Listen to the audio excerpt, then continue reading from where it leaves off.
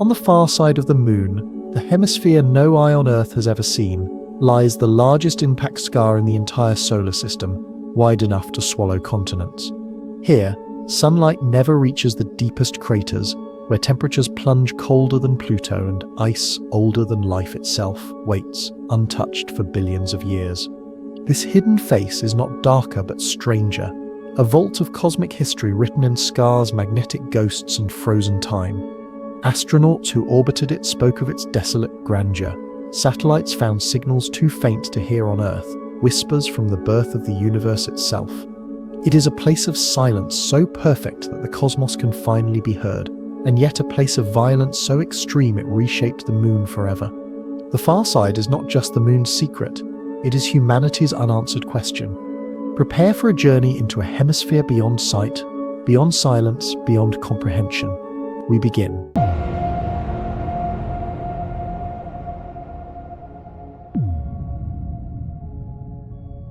The Moon hangs above us as a constant companion, a pale lantern guiding night travelers, inspiring poets, and keeping silent watch over tides and time.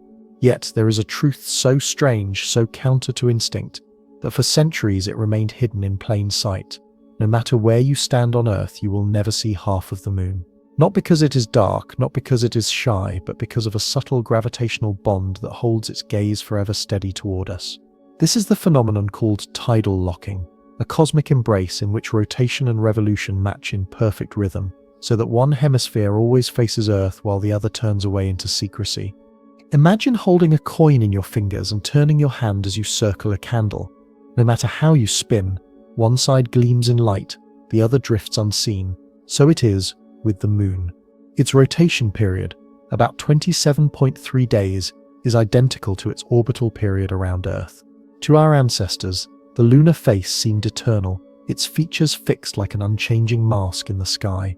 The man in the Moon watched over every generation, while his hidden twin never revealed itself. And yet, a myth took root, that the hemisphere turned away must be cloaked in perpetual darkness. The dark side of the Moon whispered with awe, as if it were some cursed wasteland where sunlight never touched. The truth is, both more ordinary and more astonishing. Every part of the Moon receives light in turn. Day on the far side lasts 2 Earth weeks, followed by 2 weeks of night.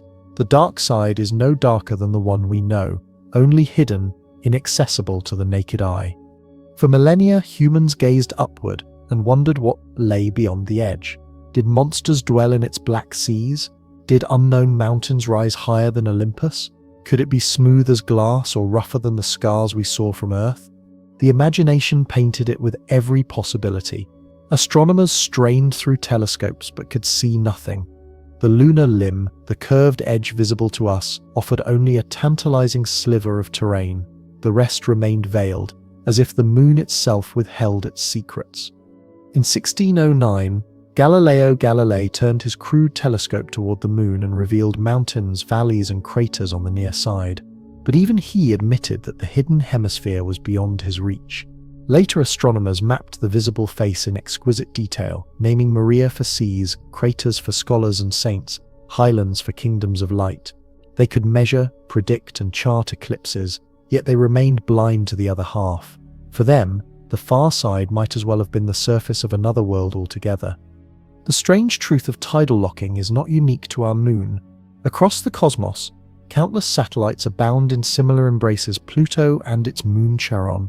Many of Jupiter's inner moons, even worlds orbiting too close to their stars, may become tidally locked, forever showing one hemisphere in blazing day and the other in eternal night. This dance arises from friction, from tides raised long ago when the Moon spun faster, and Earth's pull stretched it like soft clay. Over millions of years, energy was drained and the Moon slowed until its spin matched its orbit, snapping into the resonance we see today.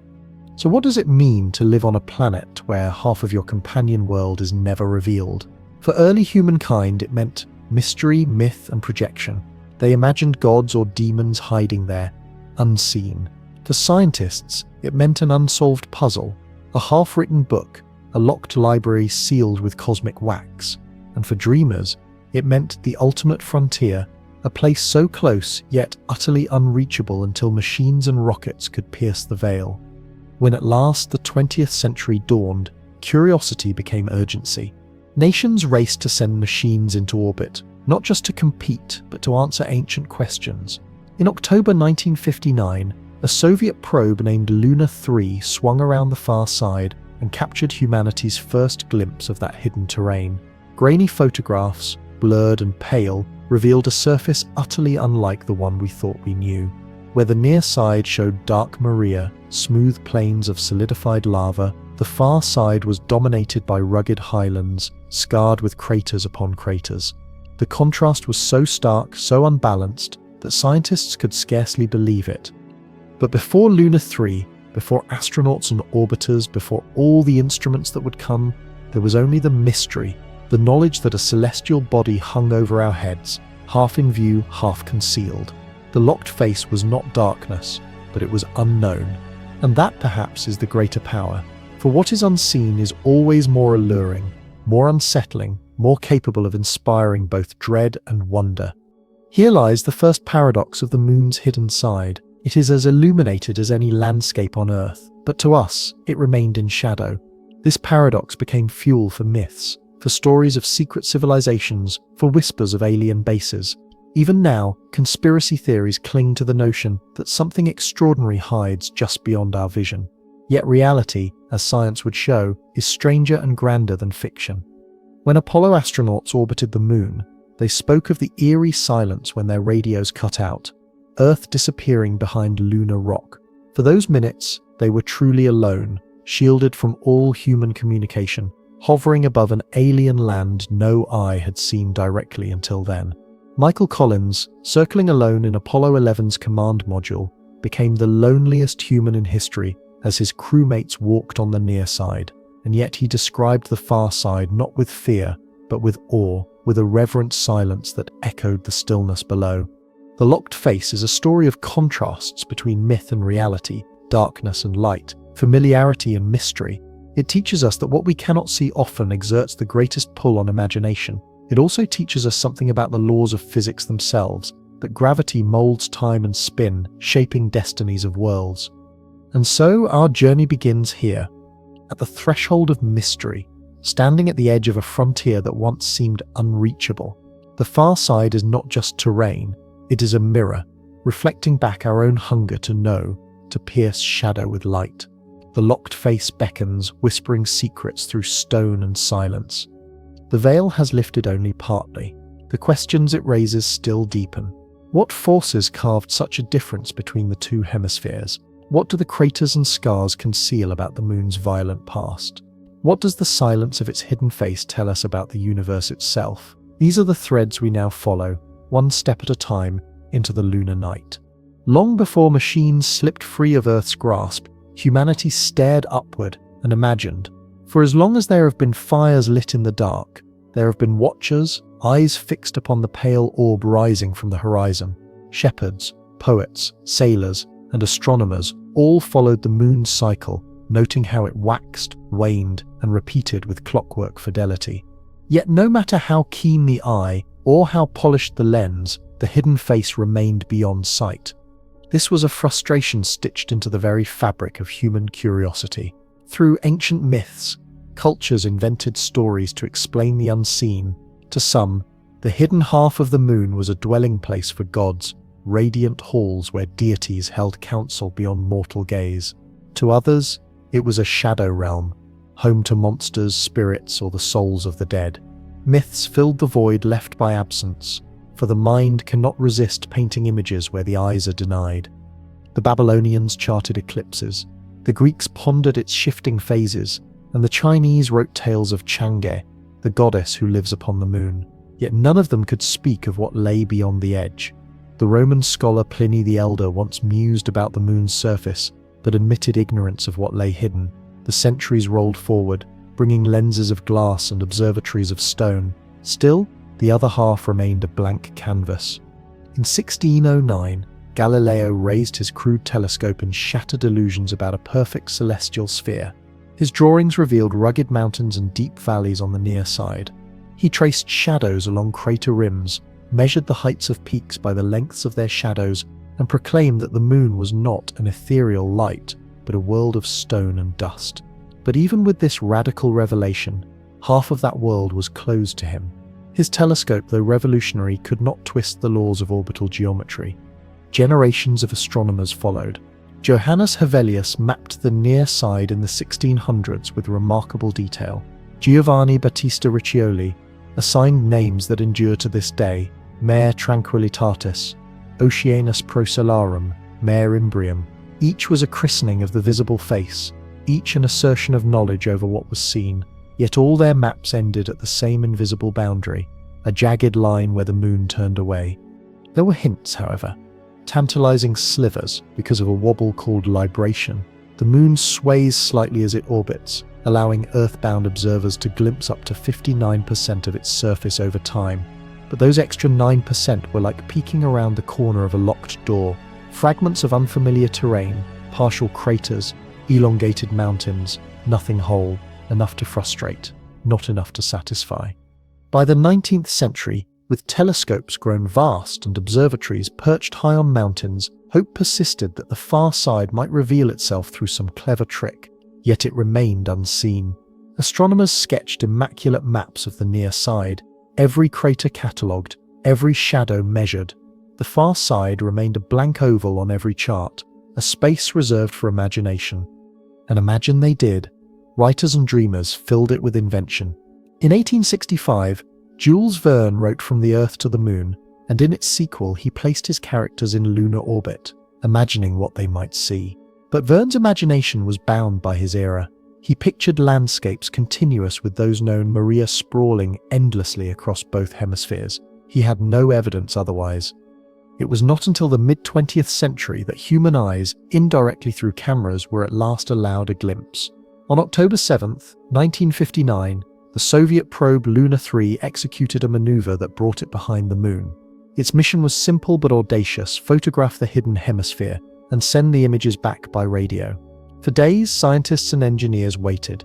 The probe's crude film developed on board, scanned line by line, beamed through the void back to Earth. The first images were blurred, ghostly, like half-forgotten dreams, but they carried the weight of revelation. For the first time, humanity gazed upon the far side. The difference was shocking. Where the near side was dominated by vast dark plains, the far side was almost entirely rugged highlands, a chaos of overlapping craters. Only a few small Maria appeared, the largest later named Mare Moscoviense. It was as though the moon wore two faces, each carved by different histories. The reaction among scientists was immediate and electric. Why such stark asymmetry? Why had lava flows smoothed the near side but spared the far? Questions multiplied faster than answers. The hidden hemisphere had become visible, yet in being revealed it became more mysterious. For ordinary people, those images were something almost mystical. The phrase "dark side of the moon" lingered, but now with photographs in hand, it became both a poetic metaphor and a scientific curiosity. People saw not darkness but scars, craters piled upon craters, an ancient battlefield frozen in silence. And still the yearning for direct vision persisted. Cameras were intermediaries. Humanity longed to send people to let human eyes absorb the sight. That dream waited until Apollo, but before astronauts could circle behind the moon, the world had to sit with the grainy images, puzzling over the strange asymmetry, imagining what it would feel like to orbit through the silence where Earth could not follow. One of the oddities of those early photographs was the sense of isolation they conveyed. Unlike the familiar man in the moon face, with patterns recognizable to anyone, the far side was alien. It bore no friendly features, no seas shaped like rabbits or faces, no familiar landmarks. It was as though the moon hid its true self, and that self was harder, harsher, more austere. Speculative thinkers wondered, could such a surface hide resources? Might its ruggedness conceal caverns or ice? Others spun stranger notions, alien outposts, secret structures masked by craters. The lack of clarity left space for fantasies. Even in the presence of evidence, the imagination clung to what was unseen. Yet beneath the speculation, the real revelation was simple and profound. The moon is not symmetrical, its two hemispheres are not reflections, but opposites.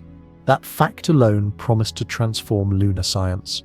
If one face is familiar and one is alien, then the story of the moon's origin must be more complex than anyone had guessed. And so the hidden face, long denied to human sight, finally stepped into view, not in the gaze of a shepherd or the lens of Galileo, but in the blurred photographs of a machine. The eyes that never saw had at last been given vision, and what they found was both unsettling and wondrous. Even now, when we look at those first images, we glimpse more than craters. We glimpse a moment when the boundary of human ignorance shifted forever, when the moon ceased to be half known and became whole but infinitely more mysterious. There is a silence deeper than any library, darker than any cave, older than any cathedral. It is the silence of passing behind the moon, when Earth falls away, and every voice, every song, every signal disappears. For those who orbited there, the far side was not just landscape, it was a passage through absolute solitude. When the Apollo program began, engineers thought mostly of rockets, trajectories, and fuel. But astronauts thought of something else. What it would mean to be cut off from Earth. During each orbit around the moon, a spacecraft would spend nearly 50 minutes behind its bulk, unreachable by radio. In that span, the men inside were, for all practical purposes, alone in the universe. On December 24th, 1968, Apollo 8 became the first crewed vessel to circle the moon. Frank Borman, Jim Lovell, and Bill Anders slipped into lunar orbit and watched as Earth vanished behind grey stone. For a heartbeat, radio crackled, then silence. The signal was gone. The astronauts continued, alone in the black. When they re-emerged and Earth rose over the lunar horizon, mission control celebrated. But for those minutes, an eerie stillness pressed against them, broken only by the hum of their craft. It was during Apollo 8 that humanity first saw Earthrise, that famous photograph of our blue planet lifting above the barren lunar rim. Anders described it as the most beautiful sight I had ever seen. Yet for every orbit, that beauty alternated with the loneliness of the far side. One moment, Earth blazing like a jewel. The next vanished, replaced by endless craters, ridges, and shadows. Apollo 10 repeated the passage, rehearsing the landing that Apollo 11 would achieve. Astronauts spoke of the far side as harsh and alien, its craters stacked upon craters, its mountains sharp and endless. Then came July 1969 and Michael Collins. While Neil Armstrong and Buzz Aldrin walked upon the near side, Collins remained alone in the command module Columbia, circling above both faces. For nearly 21 hours, Collins orbited in silence. Each time he crossed the far side, he vanished from radio contact. Truly the loneliest man alive. He later wrote that he felt not fear, but awe. I am alone now, truly alone, and absolutely isolated from any known life. I am it. If a count were taken, the score would be 3 billion plus 2 over on the other side of the moon, and 1 plus God knows what on this side. His words carry the gravity of solitude, but also its strange peace.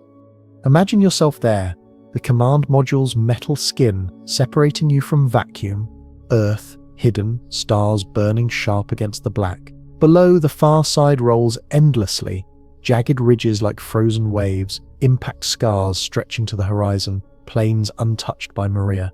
You look out, and no one has ever seen what you see in this moment, not with their own eyes. For later Apollo missions, the far side became familiar, yet never less uncanny. Apollo 11 through 17 all orbited there, each time astronauts vanishing into silence, each time emerging with relief to hear the voices of mission control. They mapped the surface with cameras, observed craters like Tsiolkovsky with its bright central peak, and noted features that would later intrigue scientists. Yet always the experience was colored by that unbroken interval of solitude. One astronaut compared the far side to an endless junkyard, where impacts had piled debris upon debris. Another spoke of the landscape as a battlefield, frozen in time, where scars from billions of years of bombardment lay untouched. Still another said it was like flying over an alien planet attached to the one we knew. Their words varied, but the tone was always reverent, as if language itself faltered before the desolation. The oddness of these orbits lies not only in geology, but in human psychology. To be cut off from Earth, from every other living human, is to stand at the edge of comprehension. The astronauts bore it well, trained and disciplined, yet they all admitted the strangeness of it. Alone with machines, alone with stone, they drifted through history's first direct contact with the far side. The far side also carried practical dangers. Without radio, astronauts relied on precise timing and trust in their equipment. If something went wrong while hidden, mission control would not know until too late. Every successful re-emergence was a relief. Every reacquired signal, a heartbeat restored. The speculation sometimes draped itself over these silences. To those watching from Earth, the minutes of radio blackout seemed mysterious, fertile ground for conspiracy. Rumors grew that astronauts had seen strange structures or lights on the far side, hidden from the public. NASA denied such claims, and astronauts themselves insisted they saw only craters and mountains. But the silence itself invited imagination. In absence, myths bloom. Yet the true marvel required no invention. It was enough that human beings had seen what no generation before them had ever glimpsed with naked eyes. It was enough that they had orbited in the shadow of the moon, tasting solitude more profound than any earthly exile. They were messengers from the unseen, carrying back not secrets of aliens, but revelations of geology, silence, and the deep strangeness of another world. And still, despite the images and the words, the far side kept much to itself. Cameras showed the ruggedness, but they could not explain why. Seismometers on the near side recorded vibrations, but their data could only be pieced together into incomplete models. Every orbit deepened the paradox. We saw more, yet understood less. The astronauts returned home, their descriptions vivid but partial. Photographs filled atlases, the blank half of lunar maps now brimming with detail. Yet the far side remained more than terrain. It was an experience, the experience of solitude, of drifting where no human voice could follow, of becoming a single fragile witness to a hemisphere carved by violence and time. In those orbits of solitude, we learned something not only about the moon but about ourselves. We learned the measure of isolation, the strength of imagination, the resilience of those who face the unknown in silence. And we learned that the far side, once myth, once mystery, was not merely an object to be studied.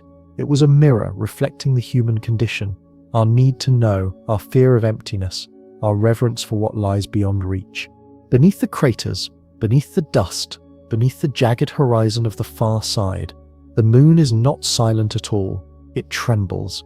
It echoes with whispers too faint for human ears, but not too faint for the instruments left behind by explorers. These whispers are moonquakes, fragile messages from the depths, vibrations that reveal what stone alone cannot show. When the Apollo astronauts journeyed to the moon, they carried with them more than flags and tools. They carried seismometers, delicate ears of metal and wire designed to listen. Beginning with Apollo 12 in 1969 and continuing through Apollo 14, 15 and 16, arrays of seismometers were planted across the lunar surface. Their purpose was simple, their power immense. Record every shiver, every impact, every quake, and send that information back to Earth. For nearly 8 years, until 1977, those instruments listened to the moon's secret heart. The data they returned was startling. The moon, far from being geologically dead, vibrated in ways both familiar and strange. There were shallow moonquakes, some strong enough to rattle an entire module had astronauts been nearby. There were deep moonquakes, recurring from the same regions hundreds of kilometers beneath the surface, as though the moon breathed in slow, seismic rhythm. There were vibrations from meteor impacts which struck the lunar surface daily, producing reverberations that rang through stone like a struck bell. And there were artificial quakes, impacts from spent rocket stages deliberately crashed into the moon, each strike creating a seismic echo used to probe the layers within. The oddest discovery was how long the moon rang. On Earth, earthquakes release energy that quickly dissipates, absorbed by water, atmosphere, and softer rock.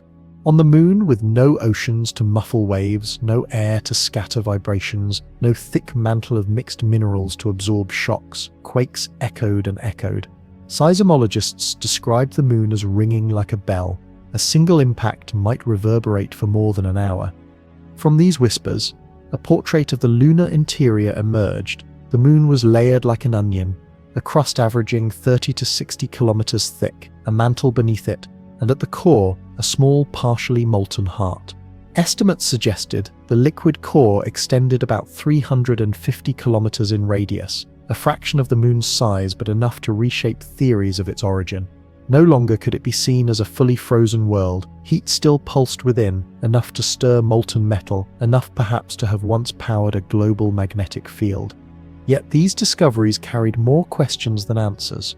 Why were deep moonquakes clustered in bands, repeating with tidal cycles linked to Earth's pull? What did the shallow moonquakes mean? Remnants of tectonic stress or fractures opening as the moon cooled and contracted? And why was the far side so difficult to probe? With seismometers placed only on the near side, data from the hidden hemisphere remained ghostly, reconstructed indirectly. We could hear the moon's voice but only half of its chorus. Some of the signals were bizarre. Faint tremors suggested structures deep beneath the crust, perhaps remnants of the colossal impact that formed the South Pole, Pole-Aitken Basin. Other signals hinted at denser regions, as though blocks of mantle had risen or sunk. And then there was the question of water. Tiny traces of hydrogen, recorded by orbiters decades later, raised the possibility that some quakes might be linked to volatiles trapped in rock. Could water, once thought absent, play a role in lunar geology? The moon's quakes also revealed its fragility. Unlike Earth, with tectonic plates shifting across oceans, the moon had no mobile crust. Instead, its surface cracked as it cooled, like mud drying beneath the sun. Shallow moonquakes, some reaching magnitude 5 on the Richter scale, suggested the moon continued to shrink, its crust crumpling inward by meters over centuries. The far side, with its thicker crust, may conceal even more dramatic fractures. Imagine standing on the far side when such a quake occurs. No air stirs, no groundwater shifts, no sound travels, the dust beneath your feet shivers, stones clatter, and then the tremor fades into silence, leaving behind an uncanny stillness. On Earth, earthquakes roar, rumble, and shake the air itself. On the moon, they pass like ghosts, leaving no sound, only motion in a landscape that soon returns to absolute quiet.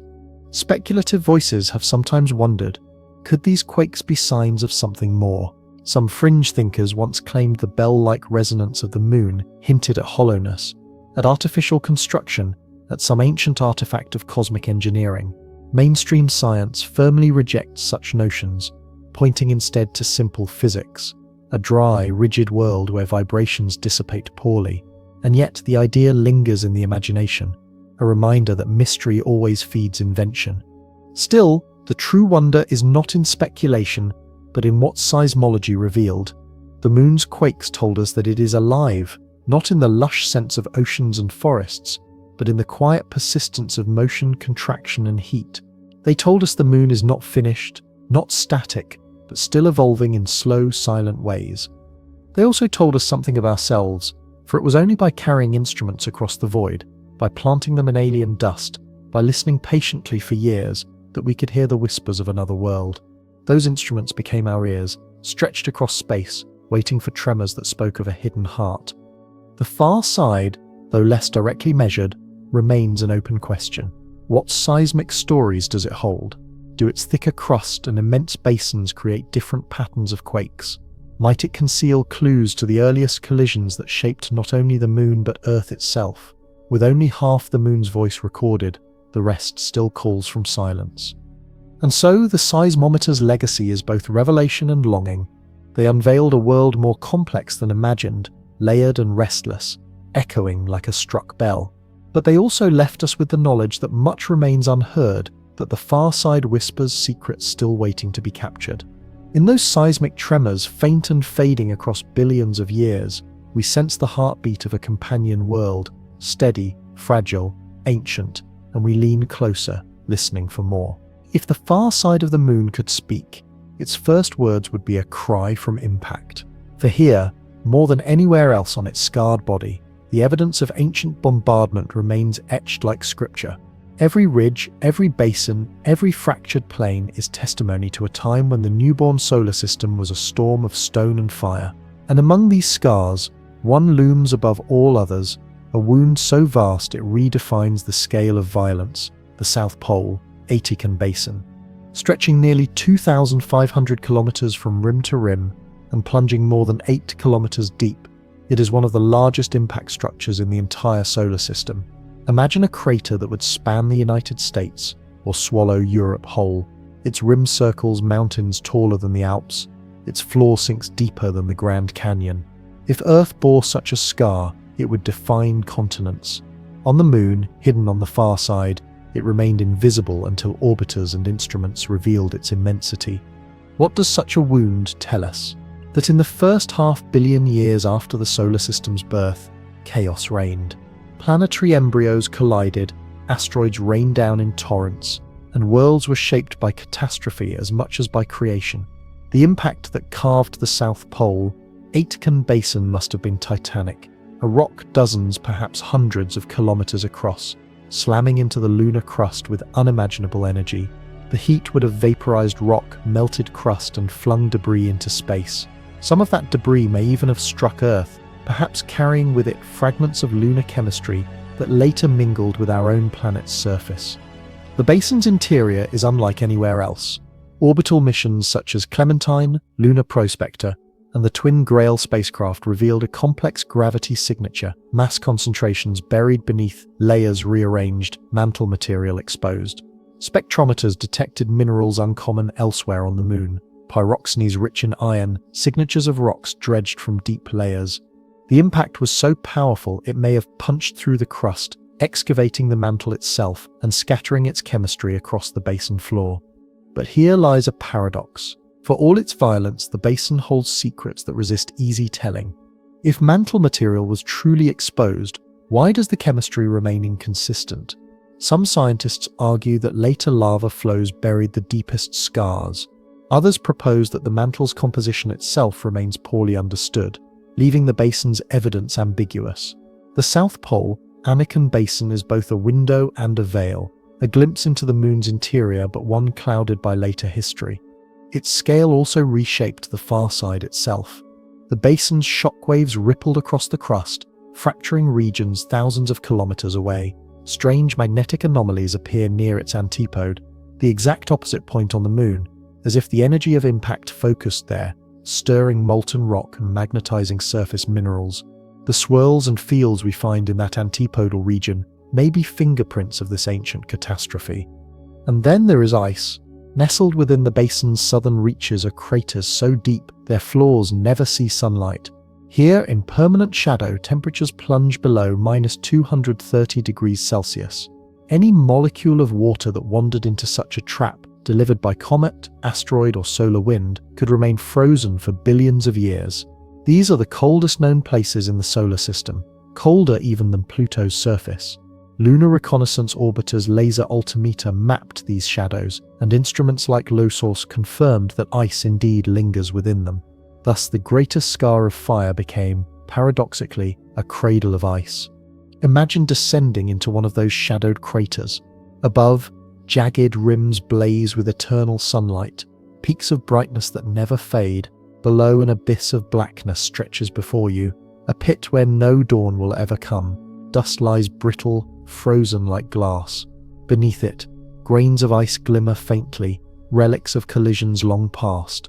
Each grain is a time capsule, preserving chemistry older than human history, older than Earth's first forests, perhaps even older than life itself. To walk there would be to touch water delivered from the stars, water that has never melted, never flowed, never known the warmth of day. The South Pole, Aitken Basin, is thus more than a scar. It is a paradoxical temple where extremes coexist, violence and silence, fire and ice, absence and abundance.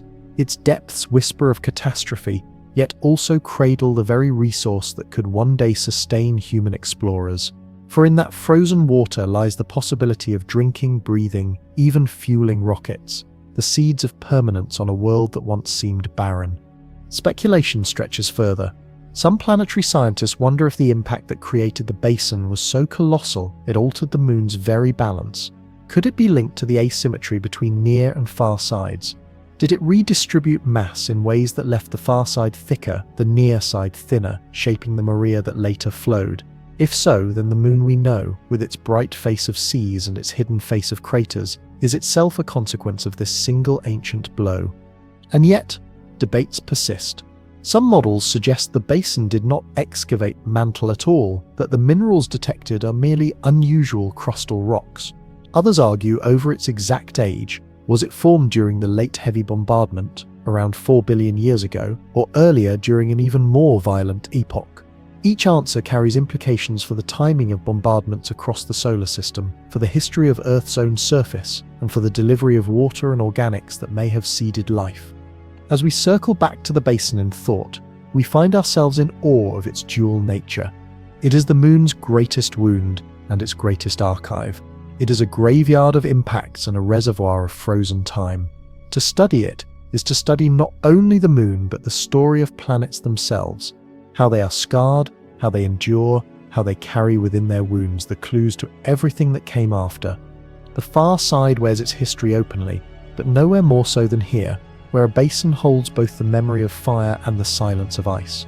To look upon it is to understand that creation and destruction are never separate. They are twins, born together in the crucible of the early solar system, still echoing in every frozen shadow. Stand at the edge of imagination and compare the two faces of the moon. On one side, vast dark plains, seas of solidified lava stretching smooth across the horizon. On the other, endless mountains, craters layered upon craters, a landscape jagged and chaotic. This is the moon's greatest riddle, a dichotomy so stark it appears almost unnatural. Why should one hemisphere be painted in shadowy seas, while the other remains a fortress of stone? Why does the moon wear two faces? The near side, familiar to every generation of humanity, is marked by Maria, the seas, misnamed by early astronomers. They are not oceans but flood basalts.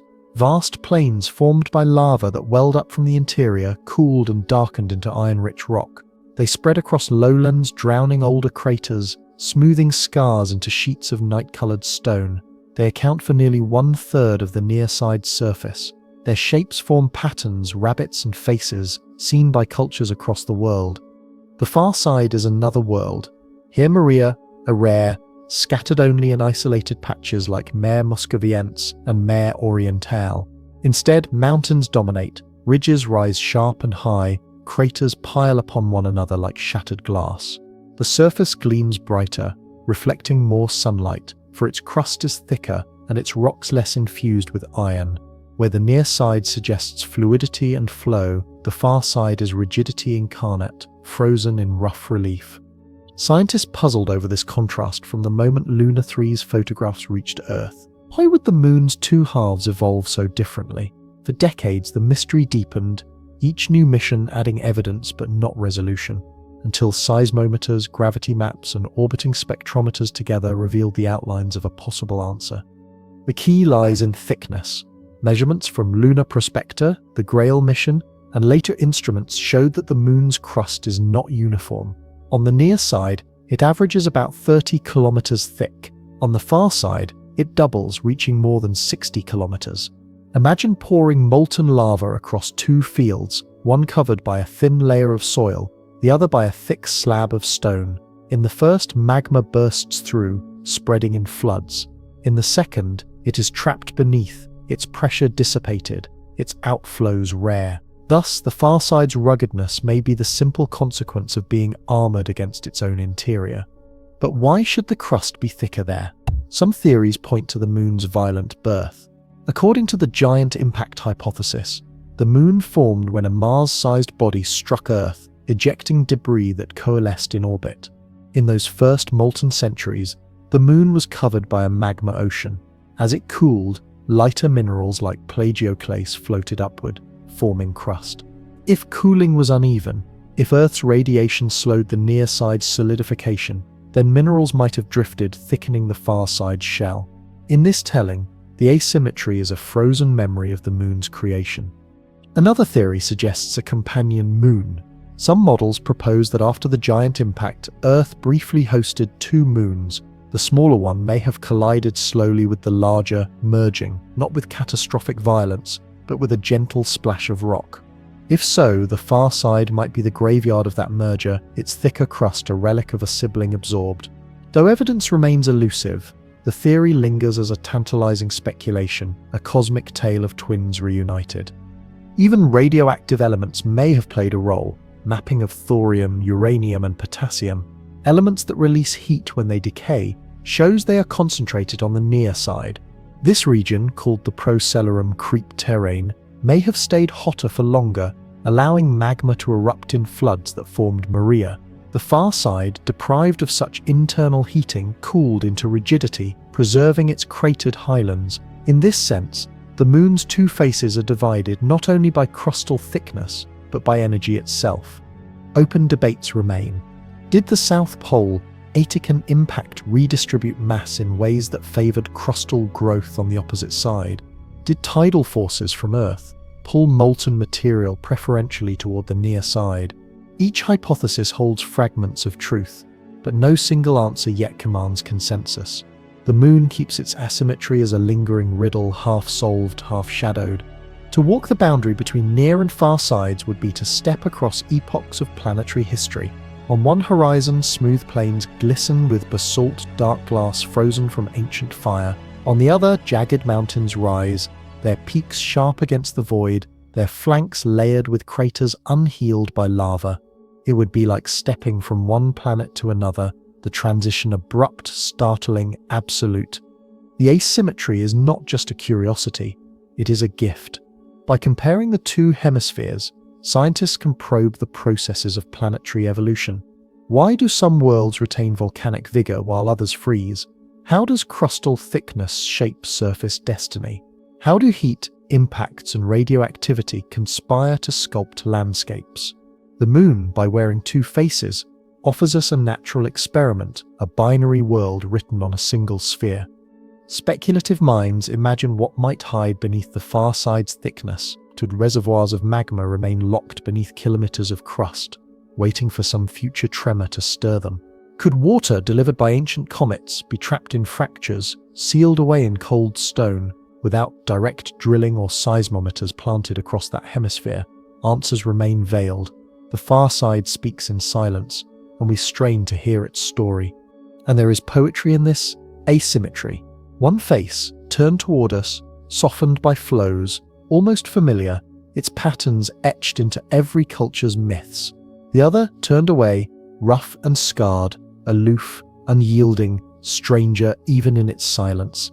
Together they form a duality that mirrors our own existence. The side we show, smoothed, visible, and the side we hide, rougher, older, shaped by forces unseen. Perhaps that is why the far side fascinates us still. Not merely because it is hidden, but because it is different.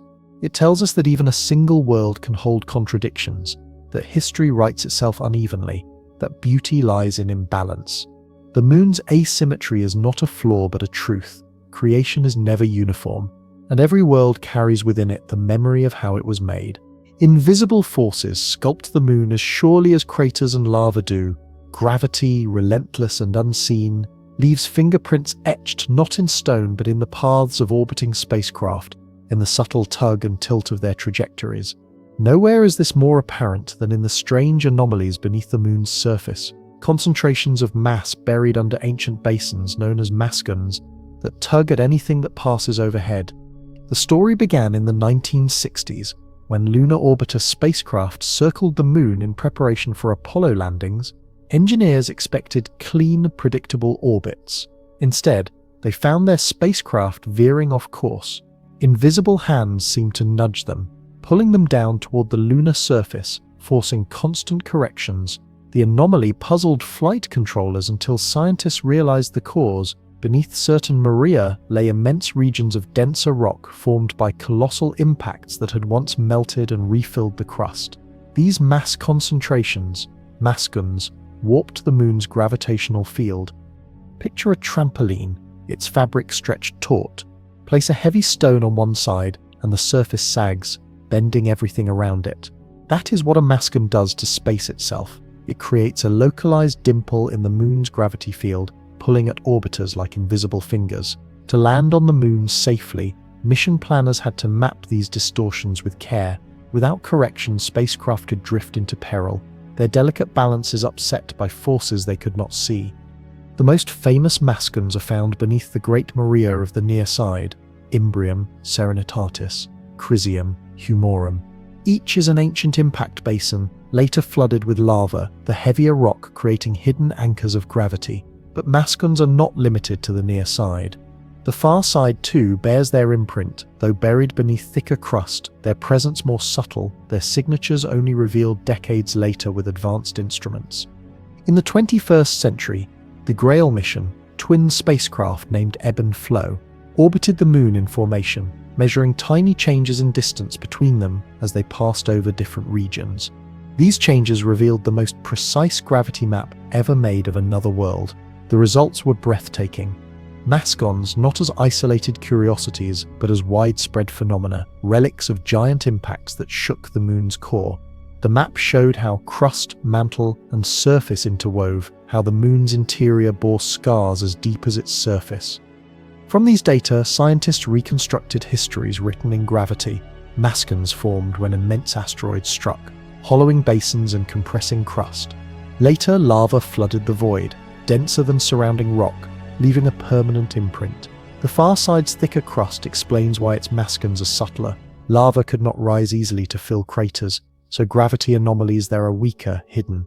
Yet even in their weakness, they tell stories of forgotten violence. And still, mysteries linger. Why do Mascons persist for billions of years when Earth's geology erases such scars? Is the Moon's rigidity the reason? A world without plate tectonics where nothing stirs to smooth gravity's wrinkles? If so, Mascons are time capsules, preserving not just impacts but the physics of a younger solar system. By studying them, we glimpse the era when planets formed amid chaos, their fates written in collisions. There is speculation too. Some researchers wonder if Mascons affect more than orbits. Could their gravitational quirks influence the distribution of volatiles, guiding where water ice collects in polar shadows? Could they even shape the Moon's rotation over time, subtly altering its libration? These questions remain open, the answers buried as deep as the Mascons themselves. To visualize them is to picture ghosts beneath the surface, invisible mountains of density, silent attractors that curve the very fabric of motion. Stand above Mare Imbrium, and you stand atop one of the largest. Beneath your feet, far below the basalt plains, lies a denser core of rock, the frozen memory of an ocean of lava that once surged upward. Though unseen, its gravity pulls at you, tugs at your heartbeat, your breath, your every cell. You feel no difference, yet spacecraft feel it keenly, like a sailor sensing hidden currents in a still sea. For astronauts, Mascons were hazards. For scientists, they are treasures. They remind us that gravity is not uniform, not smooth, but sculpted by history. They remind us that the Moon is not a perfect sphere, but a world of uneven depths, where impacts and flows reshaped its very weight. They also remind us of fragility, for even a spacecraft, armed with equations and engines, must bow to the tug of hidden mass. The Mascons also teach humility. To map them required patience, precision, the careful listening of twin spacecraft separated by only a whisper of distance. Their findings revealed not just geology but the poetry of motion, invisible landscapes as real as any mountain, hidden topographies of gravity that ripple across the Moon like tides frozen in stone. Perhaps the strangest truth of all is that Mascons, invisible to the eye, have shaped the Moon's destiny. Their presence stabilizes orbits, dictates how satellites circle, influences how probes land. They may even help explain why the Moon's face turned toward Earth has the features it does. Without Mascons, Apollo might have failed. Without Mascons, our knowledge of lunar history would remain shallower in their hidden gravity. We find the weight of time itself. So as we journey across the far side, through rugged highlands and silent basins, we must remember that beneath our feet lies more than rock. There lies the unseen architecture of mass, the fingerprints of collisions so vast they rewrote gravity. The Moon does not merely bear scars on its surface. It carries them in its pull, in the invisible hands that still reach upward to tug at passing travelers. The far side may seem desolate, but even in its silence, it hums with gravity's hidden hand. And in those unseen currents, we sense the truth that every world is shaped not only by what we see, but by what lies beneath, pulling quietly, eternally, unseen. There are places on the Moon where sunlight has never walked. Deep within craters at the lunar poles, the walls are so steep and the angle of the sun so shallow that no ray has pierced their interiors for billions of years. These are the permanent shadows, abysses of blackness, so cold they outchill the outer planets, so dark that even starlight seems swallowed. On Earth, shadows are fleeting, passing as the sun arcs overhead, but on the moon's poles, shadows are eternal. The far side contains many of these hidden vaults. Some lie within the vast South Pole, Pole-Aitken Basin, others along rims of craters like Shackleton, Faustini, and Holworth. Their darkness is absolute, their silence deeper than any night. Here the temperature can drop below 230 degrees Celsius, colder than the surface of Pluto, colder than the Kuiper belt. At such extremes, atoms move sluggishly, time itself feels thickened, and anything volatile, water, ammonia, carbon dioxide, becomes trapped in place, frozen into permanence. How do we know what lies in such blackness? We cannot see directly, but orbiters have learned to listen. The Lunar Prospector mission carried a neutron spectrometer that detected hydrogen-rich deposits near the poles, hinting at water ice. Later, NASA's Lunar Reconnaissance Orbiter mapped the craters with laser altimetry, tracing their walls with precision and confirming which interiors never see light. The LCROSS mission, deliberately crashing a spent Centaur rocket into one of these craters, threw up a plume of debris that revealed water vapor and icy grains. In that single moment, the myth of a dry, barren moon cracked. The moon carried reservoirs of frozen time. Imagine stepping onto the rim of one of these craters. Above you, the peaks may bask in what scientists call peaks of eternal light, ridges kissed by the sun nearly year-round. Step forward and the ground falls away into darkness so complete it seems bottomless. If you could descend, your helmet lamp would cut a narrow cone into the black. The dust beneath your boots would crunch like powdered glass. If you dug into the soil, you might uncover shards of ice, grains untouched since the solar system's youth. This ice is more than a scientific curiosity. It is history, resource, and enigma. History, because each deposit records the story of water delivered over billions of years by comets, asteroids, and solar wind. Resource, because water means survival, drinkable for astronauts, splittable into oxygen for breathing and hydrogen for fuel. Enigma, because we still do not know how much lies hidden, nor how pure it may be. Some estimates suggest enough to sustain human bases indefinitely. Others warn the reserves may be patchy, thin, or locked in mineral form. The existence of such ice raises questions that stretch beyond exploration. Could water, frozen in these polar vaults, hold organic molecules, precursors of life delivered by ancient comets? Could they preserve chemistry from the dawn of the solar system, unaltered for eons? If so, these shadows are not merely cold traps, but cosmic libraries storing pages of a story we have barely begun to read. And yet, the mystery deepens. Radar studies sometimes suggest more ice than spectrometers confirm. Some craters yield strong signals, others ambiguous ones. The distribution is irregular, patchwork, like whispers half heard. Why should one crater hoard ice while another remains barren? Did subtle differences in sunlight, impact history, or soil composition decide their fates? Here lies a frontier of science still open, an unsolved puzzle suspended in eternal night. Speculative thinkers have dared stranger questions. What if microbial life, dormant, once rode comets and landed here, only to freeze in stasis? Could these polar shadows be the closest analogue to panspermia's archives, capsules of possible biology waiting beneath dust? Mainstream science considers such survival unlikely in the harsh radiation of space, but the shadows themselves offer shielding, a natural vault. Whether sterile or not, they remain places where life's building blocks might linger, waiting for us to discover them. The very darkness itself plays tricks on the mind. Without atmosphere to scatter light, the shadows are absolute. Even infrared warmth is scarce. Instruments struggle to see, heat, or probe. To send rovers here requires careful planning, for solar panels fail in permanent night, and nuclear batteries must keep machines alive in unbroken cold. Exploration of these places is not just scientific, it is an engineering odyssey, a test of how far we can carry light into endless black. Standing at the rim, you would feel a paradox. The peaks above you glow eternal, basking in sunshine, while just meters away lies a vault of infinite night. The juxtaposition is surreal, almost spiritual, eternal light and eternal shadow side by side. divided by a ridge of stone. If there is a temple of extremes on the moon, it is here, where fire and frost meet in silence. For all our measurements, the shadows remain largely unexplored. Rovers have yet to crawl into their depths. Human feet have not touched their frozen floors.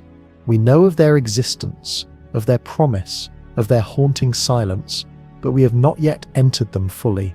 They remain an invitation. Come, descend, discover what has slept untouched since time began.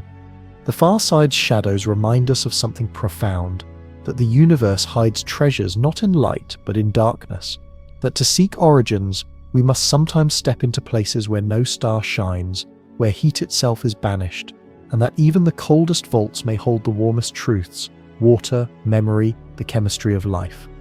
As our gaze lingers, we understand the moon is not just a barren rock, it is a keeper of secrets, some locked in scars, others in shadows, and in those shadows, frozen eternal, we glimpse the possibility that what was delivered long ago still waits for us, silent, patient, glimmering in the dark. Not all discoveries come gently. Some arrive with violence, with the deliberate act of smashing metal into stone to force secrets into the open. Such was the case in October of 2009, when NASA turned an empty rocket stage into a scientific experiment and hurled it at the moon's south pole. The mission was called LCROSS, the Lunar Crater Observation and Sensing Satellite. Its goal was audacious in its simplicity: strike the moon, stir up a plume of hidden material, and look for water. The target was Cabeus Crater, a shadowed depression near the lunar south pole. Its floor lies in perpetual night, colder than liquid nitrogen, a vault where ice, if present, could survive for eons. The Centaur upper stage of an Atlas rocket, already spent, was directed to crash into Cabeus at over 9,000 kilometers per hour. Following it was a shepherding spacecraft equipped with cameras and spectrometers, set to fly directly through the debris plume and measure what it found before itself, impacting moments later. On Earth, telescopes turned skyward.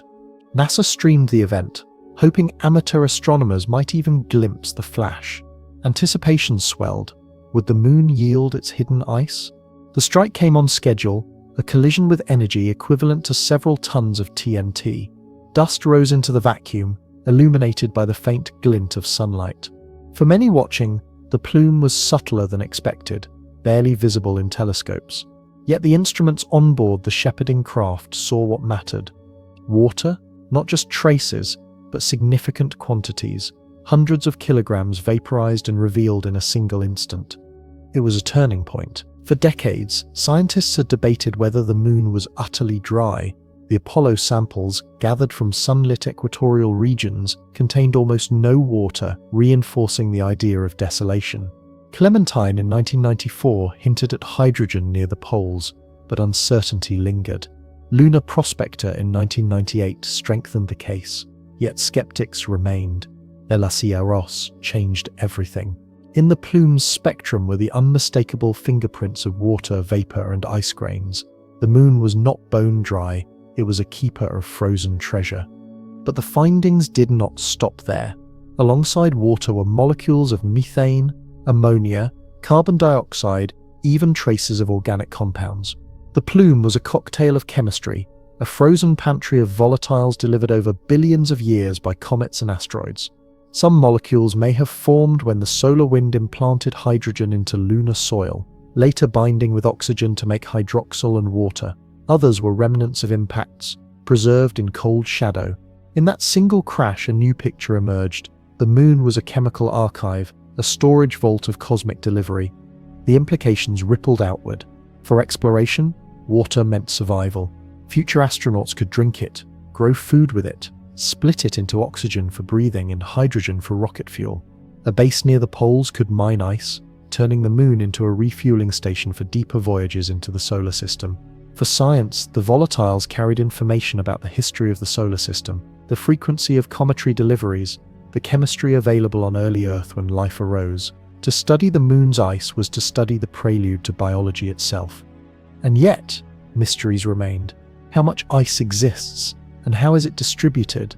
LCROSS sampled only a single crater, a single point in an immense landscape. Some estimates suggest billions of tons of ice lie trapped in shadows, Others caution the reserves may be patchy, thin layers mixed with regolith rather than pure deposits. Radar reflections sometimes indicate abundance, sometimes ambiguity. The truth remains hidden, waiting for future drills, rovers, and explorers. There is also the question of origin. Did most of the ice come from comets, carrying water forged in the outer solar system? From asteroids, which also harbor hydrated minerals? Or from the solar wind, implanting protons that slowly built water molecule by molecule? The chemistry of isotopes may hold answers, but sampling directly is required. Until then, the ice remains both treasure and riddle. Some voices, speculative and bold, have even wondered whether the moon's ice could carry organic precursors preserved from ancient impacts. Could amino acids or carbon chains, frozen and shielded from radiation, linger in these shadows? If so, then within Cabeus and its kin might rest molecules that mirror those delivered to early Earth, seeds that once helped spark life. While mainstream science remains cautious, the possibility lends a haunting resonance to those dark craters. They may be libraries not only of water, but of potential beginnings. The crash of LCROSS also carried symbolic weight. To smash into the moon for knowledge may seem brutal, yet it reflects a truth of exploration. Sometimes, revelation requires disruption. The Centaur stage, once a tool for ascent, became a probe by descent, its destruction illuminating mysteries unreachable otherwise. From impact came insight, from violence, revelation. Imagine for a moment, standing at the rim of Cabeus in the aftermath. The crater floor, invisible in darkness, stirs with dust disturbed by the collision. Particles of ice, unseen for billions of years, glimmer briefly in faint light before settling back into silence. What was hidden rises into view, then returns to shadow, leaving behind data captured by machines and the knowledge that the moon is not barren after all. For those watching from Earth, LCROSS may have seemed a quiet event. No brilliant fireworks, no visible geysers, yet in its subtle plume lay a profound truth. The moon carries water, and with it the promise of futures we had not dared imagine. Bases, fuel depots, laboratories, all hinge on those frozen reserves. In discovering them, we glimpse not just survival but expansion, a bridge to the wider cosmos. Still, questions echo. How much water is there? How deep does it lie? Will it be accessible or locked away in ways too costly to reach? And what of the far side? Are its shadows richer, colder, more abundant than those glimpsed near the near side? These questions remain open, tantalizing, waiting for the next wave of missions. The LCROSS crash was not an end but a beginning. It turned speculation into certainty, debate into discovery. It told us that even in the coldest, darkest places, life's most essential molecule persists. And it reminded us that sometimes the only way to learn is to reach with both hands, or in this case, with a rocket's empty shell, and strike the unknown, forcing it to reveal its hidden truths.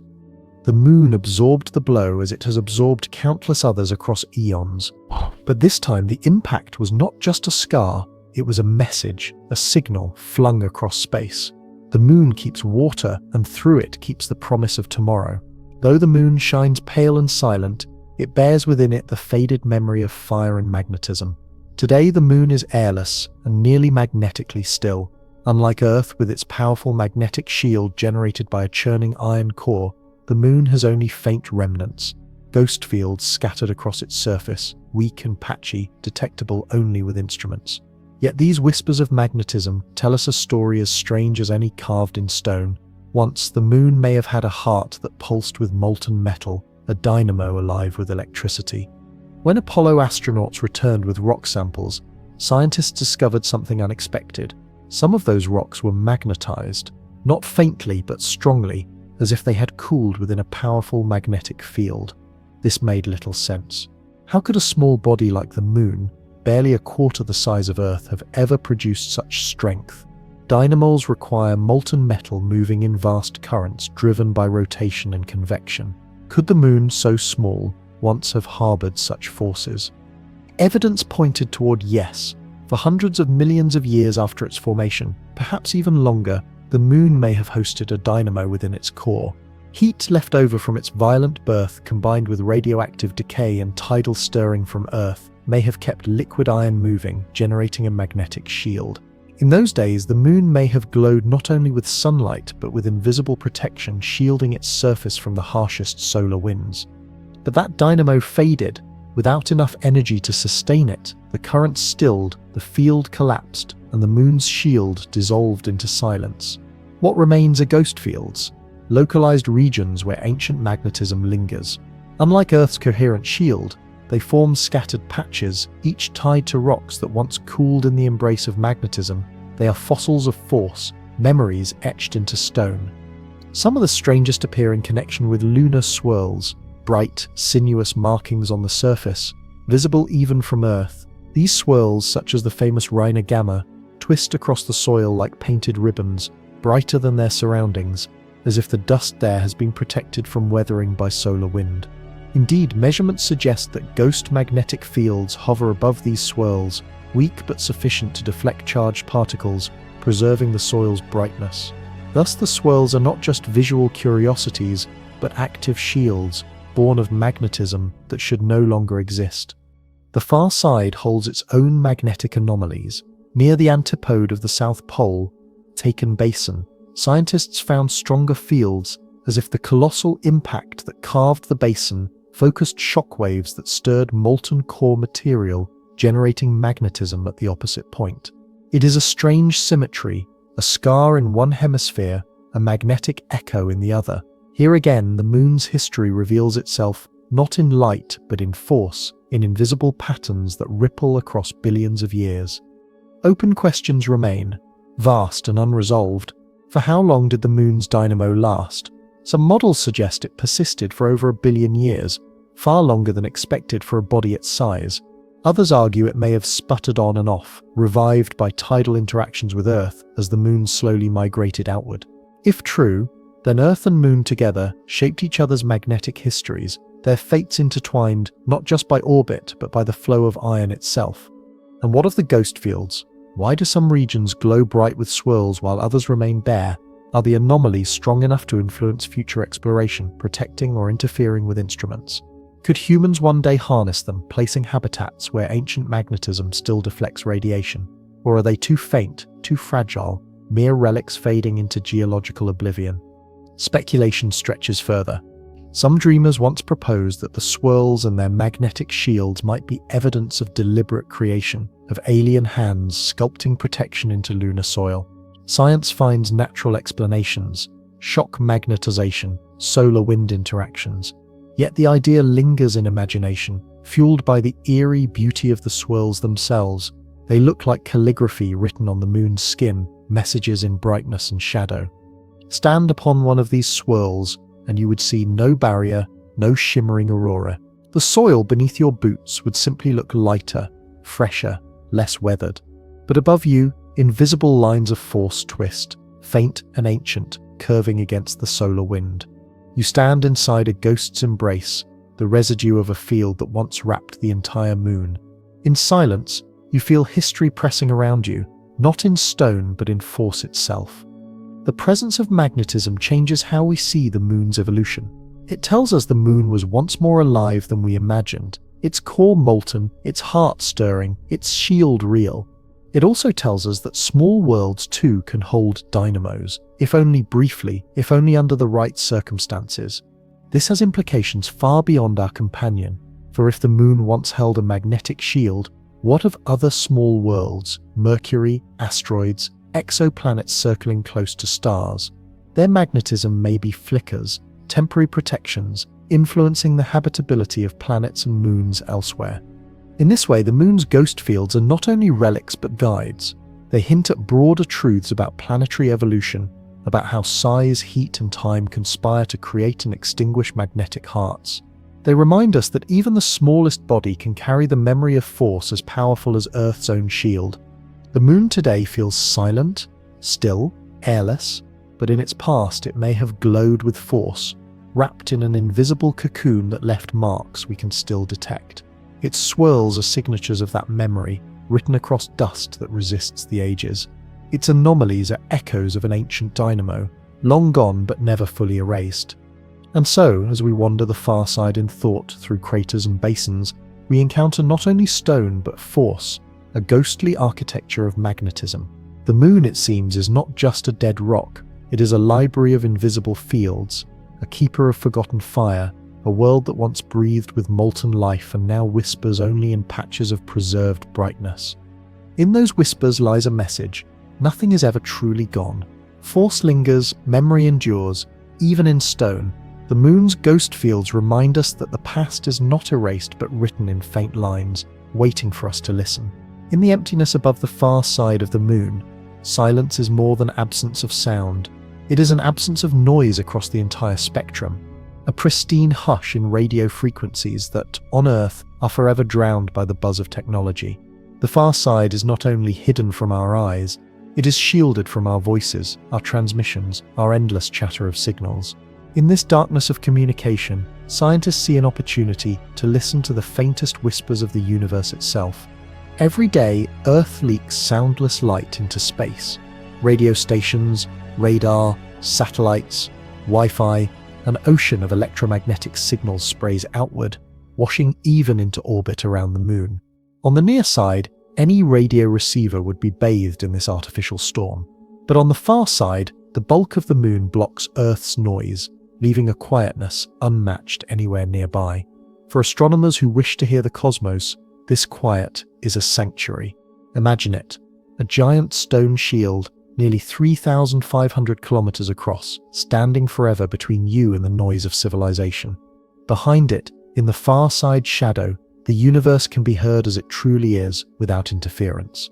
Here, in that radio silence, lies the chance to tune into signals older than stars, older than galaxies, older even than light itself. Scientists dream of building telescopes in this silence, not telescopes of glass, but of wire and antenna, sensitive to radio waves with wavelengths measured in meters or kilometers. Such instruments could detect the faint hiss of hydrogen from the cosmic dawn, the time before the first stars flared into being. They could probe the dark ages of the universe, a period invisible to ordinary light when atoms gathered, cooled, and waited for fusion to ignite. No Earth-bound observatory could hear this, for our planet's atmosphere blocks long wavelengths and our own technology smothers them. Only in the far side's shielded hush could such a cosmic song be caught. There have been attempts to prepare the way. Missions like NASA's RAE-2 Radio Astronomy Explorer orbited the moon in the 1970s, testing how lunar shielding affected radio noise.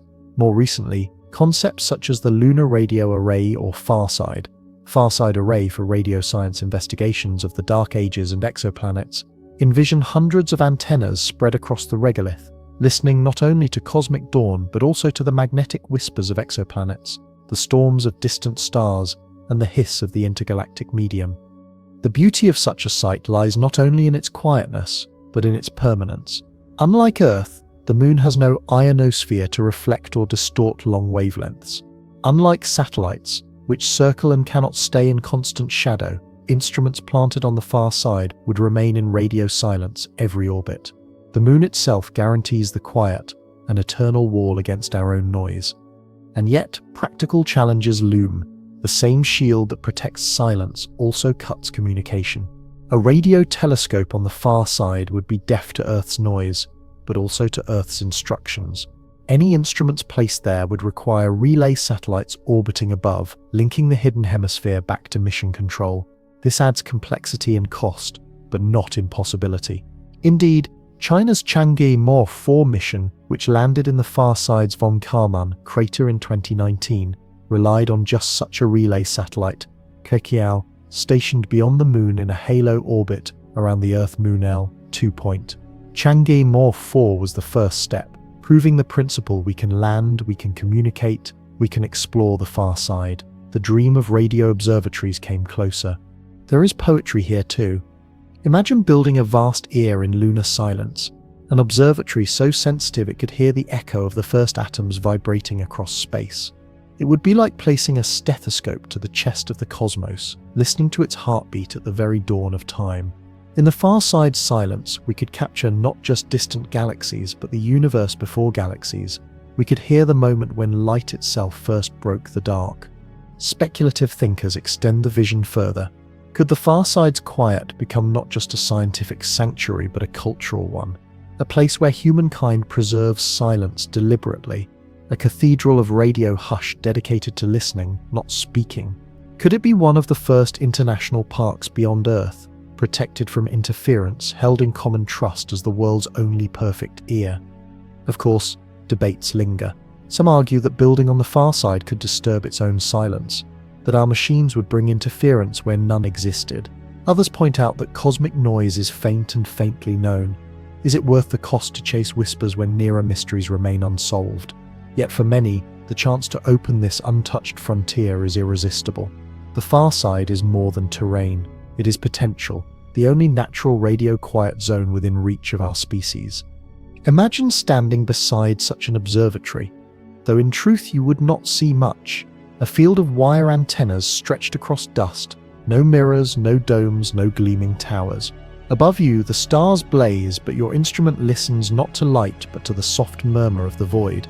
Somewhere in that murmur is the echo of hydrogen atoms formed 13 billion years ago. Somewhere in that silence is the first breath of the cosmos. The far side reminds us that discovery often requires absence, not light but shadow, not sound but silence, not presence but removal. By blocking Earth's voice, the moon creates the conditions for the universe's voice to be heard. And in that silence lies one of the greatest promises of all, the chance to listen not to ourselves but to the cosmos itself, as it was before we were here to speak. Before humans return to set foot on the moon's far side, our emissaries are machines. These robots are our scouts, our explorers, our eyes in the silence. They go where no human has yet walked, carrying instruments to measure, cameras to reveal, drills to taste the dust. And though they are only machines, their journeys are among the most poetic chapters in the far side story, for they show us that even in darkness, discovery is possible. For decades after Luna 3's first photographs, the far side remained known only from orbit. Every probe that landed, from Luna 9 to Apollo's astronauts, touched the near side where Earth's gaze could follow. The far side was simply too difficult. No direct communication, no way to guide a lander without losing contact as it descended. The moon's bulk would block every signal, leaving a craft blind and Earth deaf. This barrier was broken only recently. In January 2019, China achieved what no nation had before, a soft landing on the moon's far side. The mission Chang'e 4 descended into the von Karman crater, a vast depression within the South Pole, Pole-Aitken Basin. To make it possible, engineers first launched Quakes, a relay satellite positioned in a halo orbit around the Earth-Moon Lay 2 point, where it could see both Earth and the far side simultaneously. Through this celestial mirror, commands flowed outward and data flowed home. With this clever dance of orbits, the barrier of silence was crossed. The lander carried the Yutu-2 rover, Jade Rabbit, a name steeped in Chinese myth. When it rolled down its ramp and touched the far side soil, it became the first machine to drive across terrain never seen directly by human eyes. Its wheels pressed into regolith untouched for billions of years, and its instruments began their work probing the soil with ground-penetrating radar, analyzing minerals with spectrometers, measuring radiation levels in the eternal silence. One of its earliest surprises was the detection of unusual materials in a small crater, fragments thought to come from deep within the moon's mantle. If confirmed, this would be the first direct sampling of mantle rock, evidence dredged up by ancient impacts and now examined by robotic eyes. Its radar also revealed layering beneath the surface, ejecta from impacts stacked like pages in a book, recording a history of bombardment stretching back eons. But Yutu-2 is more than a geologist. It is a survivor. Month after month, it endures extremes unlike Earth's 2 weeks of searing sunlight, where temperatures soar above 120 degrees Celsius, followed by 2 weeks of darkness where they plunge below 180 degrees Celsius. To live, it sleeps, curling into hibernation through the lunar night, awakening at dawn to continue its crawl. Against the odds, it has lasted far longer than expected, becoming the longest-lived rover in lunar history. Each awakening is a small miracle, each sunrise a continuation of its slow exploration. Other robotic missions have paved the way as well. Lunar Reconnaissance Orbiter, circling since 2009, has mapped the far side with exquisite detail, tracing every crater, measuring every shadow, creating atlases that will guide future explorers. The Grail mission's twin spacecraft traced invisible contours of gravity, revealing Mascons and Crustal thickness beneath the far side's rugged skin. Together, these orbiters have given us a new understanding. The far side is not barren ignorance, but a land known in maps awaiting footsteps. Still, rovers like Yutu-2 bring intimacy that orbit cannot. They see rocks up close, they measure dust grains, they touch the surface itself, and in their silence, they embody our own longing. Each photograph they send is a message from exile, a glimpse into landscapes no eye has ever seen. The far side's exploration has just begun. Concepts for future missions abound. NASA and ESA have considered robotic landers to drill into polar shadows. India has studied concepts for far side probes, and China has announced plans for future landings to return samples from the South Pole, Pole-Aitken Basin itself. Each mission faces the same challenge, communication in silence, but each finds solutions in satellites and relays. The era of robots in shadow is dawning. Speculative thinkers extend these visions further. Could we one day scatter dozens of small rovers swarming across the far side like mechanical insects, each mapping, sampling, and relaying through a network of satellites? Could autonomous machines dig deep into frozen craters, drilling for ice, melting samples, tasting chemistry that no sunlight has ever touched? In the far side's silence, such machines could labor endlessly, carving knowledge grain by grain. Yet there is also fragility. Each rover is vulnerable to dust, radiation, and cold. A single failure can end a mission. In this way, they echo our own fragility, fragile explorers in a vast, uncaring landscape. Their endurance becomes symbolic, a reminder that even delicate instruments can outlast expectation when guided by purpose. If you could stand beside Yutu-2, watching it crawl across the far side dust, you might feel strangely moved. The little rover, with its golden panels and tiny wheels, looks almost vulnerable against mountains that tower like frozen waves. Its tracks, the first in this hemisphere, stretch behind it like a signature. In its smallness, it represents the immensity of our curiosity, fragile yet persistent, daring to go where none have gone. The robots in shadow are not the end of the story. They are its beginning. They prepare the way, mapping hazards, revealing resources, answering questions that human explorers will one day test for themselves. They remind us that the far side is no longer wholly unknown. It is known by machines, and through them by us. And in their silence, we hear an echo of our own voices, distant, patient, carried across space. The far side is still hidden, but no longer beyond reach. The machines we send are our hands in shadow, our eyes in silence, our courage pressed into steel and solar panels. Through them, the far side speaks. For centuries, the moon has been a canvas for human imagination, a lantern in the sky, a stage for myths, a mirror for poets. But as science and technology advance, the moon transforms from symbol into destination. No longer just a celestial companion, it is a place we might one day inhabit. And if humanity is to build a lasting base upon its surface, there is growing consensus the far side, with all its silence and shadows, may hold the keys to our future. Why the far side? At first glance, it seems the least inviting. Communication is blocked, terrain is rugged, and sunlight is fleeting in polar regions. Yet these very obstacles hide advantages. The far side's permanent shadows hold water ice, essential for life. Its peaks of eternal light, ridges kissed by nearly constant sunlight, offer reliable energy. Its radio silence shelters experiments impossible on Earth or in orbit. In paradox lies promise. What seems most forbidding may prove most fruitful. Imagine it, a base nestled near Shackleton crater, its rim glowing with near-perpetual sunlight, its floor sinking into frozen shadow. On the rim, solar panels drink in energy, powering habitats tucked within regolith for radiation shielding. Below, machines harvest ice, melting it into water, splitting it into oxygen and hydrogen. Astronauts breathe the air of a world once thought barren, drinking water older than life itself, venturing outward across a land no human has ever walked. Such visions are not fantasy alone. Agencies across the world discuss them openly. NASA's Artemis program speaks of returning humans to the lunar surface with eyes on the poles. China has announced plans for a lunar research station, potentially built in partnership with Russia, targeting the 2030s. Europe studies modular habitats, inflatable or rigid, that could be buried under dust to shield from cosmic rays. Even private companies dream of lunar mining, fueling spacecraft with propellant made from polar ice. The far side offers more than survival. It offers knowledge. A base there would be a listening post, a scientific sanctuary. Radio telescopes could sprawl across its dust, listening to the faint hiss of cosmic dawn. Seismometers planted deep could map the moon's interior, resolving mysteries of its crust and mantle. Laboratories could analyze ice cores, revealing billions of years of solar wind, comet impacts, and cosmic chemistry.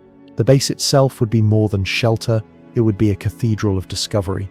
But challenges remain immense. The far side's silence requires a constant lifeline through relay satellites. Without them, the base would be cut off, stranded in isolation more absolute than any on Earth. Power is abundant on certain peaks, but scarce in shadowed craters. Machinery must endure brutal cycles of heat and cold, dust that clings like static, radiation that seeps through everything. To build here is to fight against extremes, to turn hostility into habitation. Still, humanity has always thrived at edges. Think of early explorers crossing oceans with fragile ships, or pioneers carving homes in deserts. The far side is a new frontier, harsher than any before but not beyond reach. With each rover, each orbiter, each crash experiment, we lay groundwork. The first habitats may be small, inflatable modules linked like beads, perhaps housing only a handful of astronauts. But from those seeds, outposts grow. Speculative visions stretch further. Some imagine entire cities carved into crater walls, lit by fiber optics channeling sunlight from peaks above.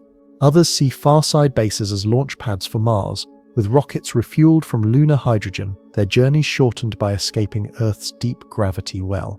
Still others imagine scientific sanctuaries preserved by treaty, where nations cooperate rather than compete, building together in silence for the sake of discovery.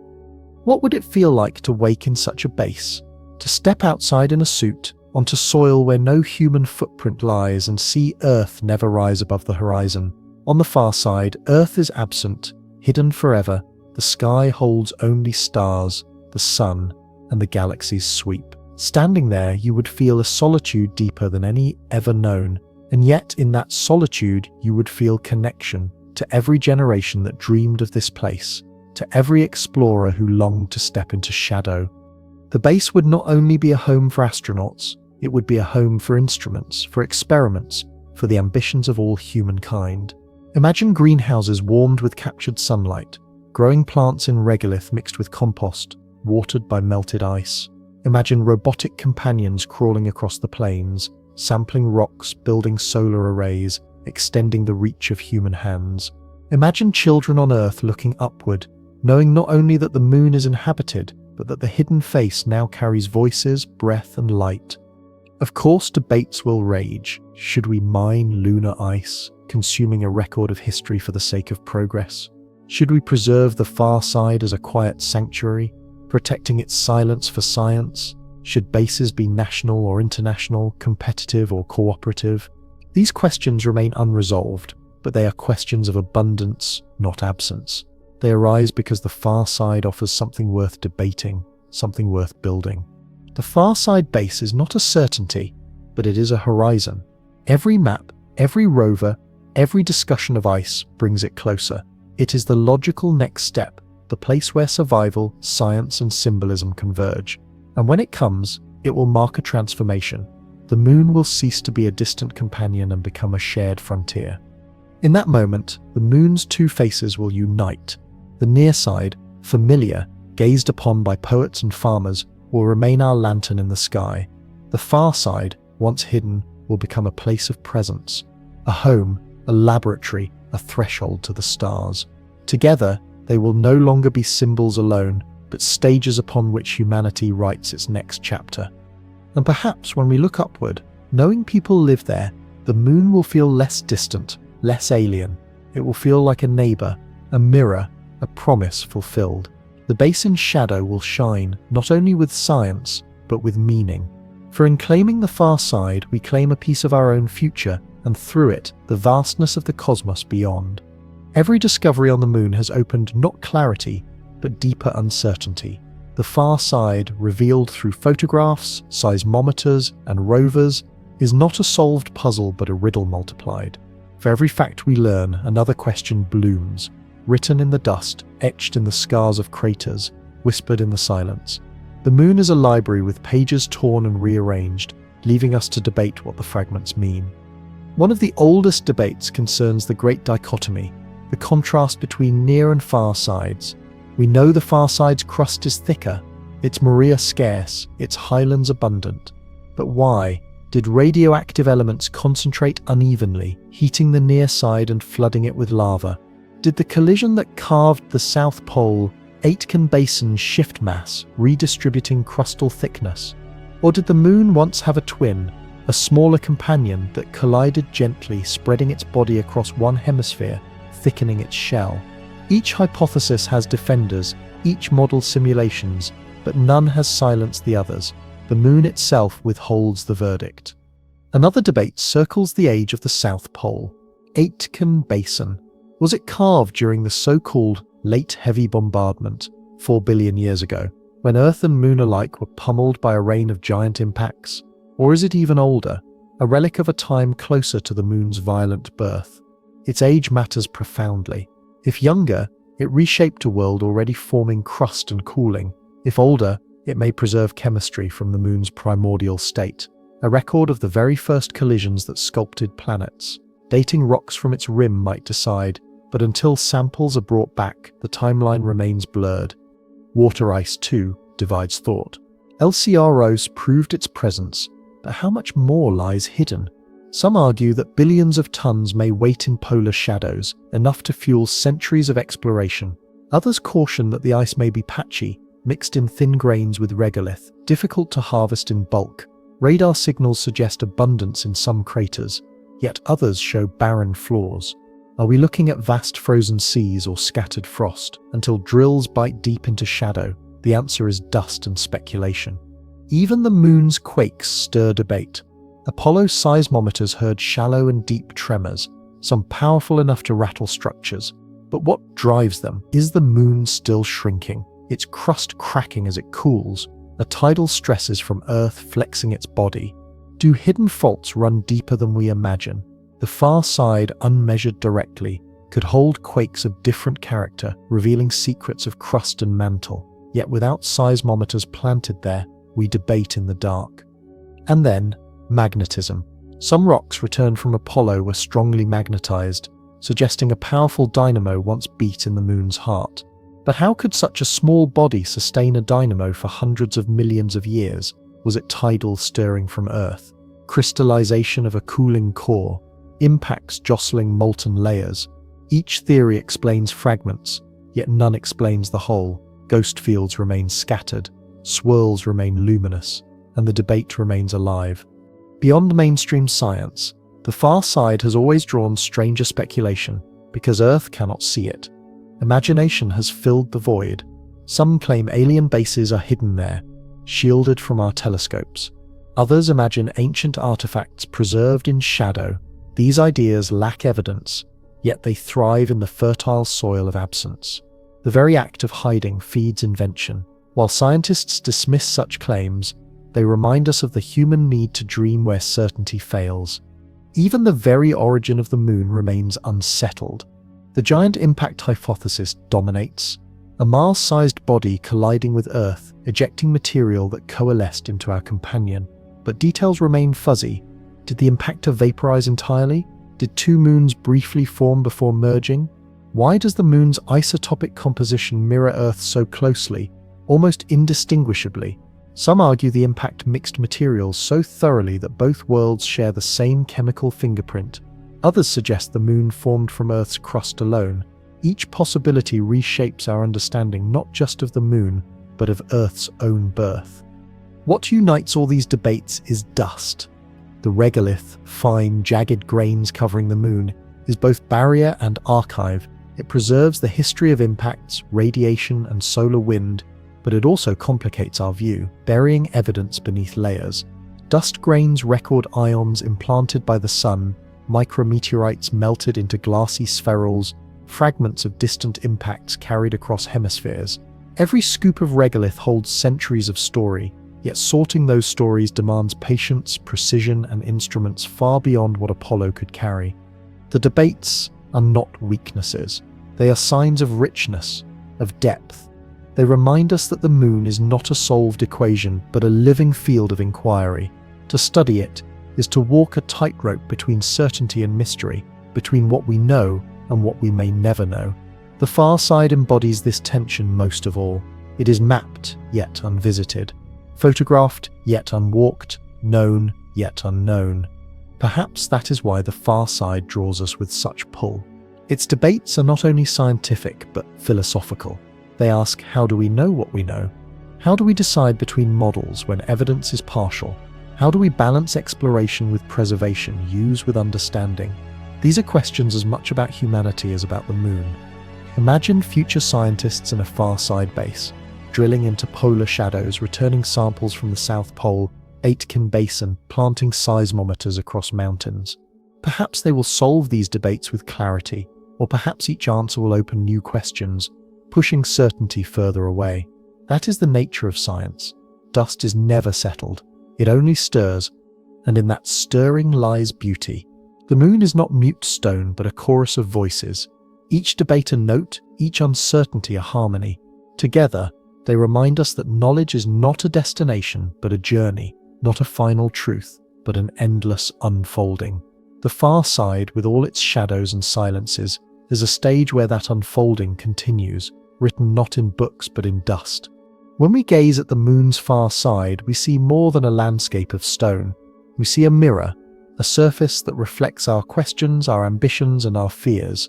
Every crater and basin, every patch of ghost magnetism or frozen ice, echoes back the story of humanity itself. Our desire to reach beyond, our struggle with mystery, our hunger for meaning in the silence. The far side is not only science, it is myth reborn. For thousands of years, the moon was whole in our imagination, always turned toward us, always glowing with its familiar face. The hidden hemisphere belonged to stories, to speculation. Some imagined gods lived there, others demons. Even in modern times, conspiracy theories cloaked it with secrets. Alien bases, artifacts, lost civilizations. Though none of these claims bear evidence, their persistence shows how deeply we project ourselves onto the unknown. What we cannot see, we fill with imagination. Now, science replaces speculation with data, yet the wonder remains. High-resolution maps, seismic readings, mineral surveys, and rover tracks do not diminish mystery. They deepen it, for in every fact lies another layer of unknown. Why does the crust thicken here? Why does ice survive there? What do ancient impacts whisper about Earth's own early days? The moon does not shrink under scrutiny. It expands, and with it expands our sense of place. For the moon is not separate from us. Its tides have sculpted Earth's shores, guided migrations, influenced rhythms of life. Its very existence may have stabilized Earth's axis, allowing climate to remain stable enough for life to flourish. To study the far side is not to study another world alone, but to study the conditions that made this world possible. Each crater is a reminder of impacts that Earth, too, endured. Each fragment of mantle rock hints at the same forces that shaped our planet's depths. The far side story is inseparable from our own. Yet there is more than science in these echoes. There is philosophy. The far side challenges us to think about visibility and absence, about what it means to live always facing one side while hiding another. Earth never sees the far side, and the far side never sees Earth. They are bound in orbit, yet estranged in view. Does this not mirror something within us? Parts of ourselves always visible, others hidden, known only in silence. The far side becomes metaphor as much as geography, a reminder that every world, every person has a hidden half. This is why the idea of a future base on the far side carries such symbolic weight. To live there would be to step into humanity's own shadow, to bring light to what was hidden. Astronauts would not only conduct experiments, they would embody a shift in perspective. Imagine their transmissions, not with Earth in their sky, but with the Milky Way stretched unbroken, a reminder of our smallness and our belonging.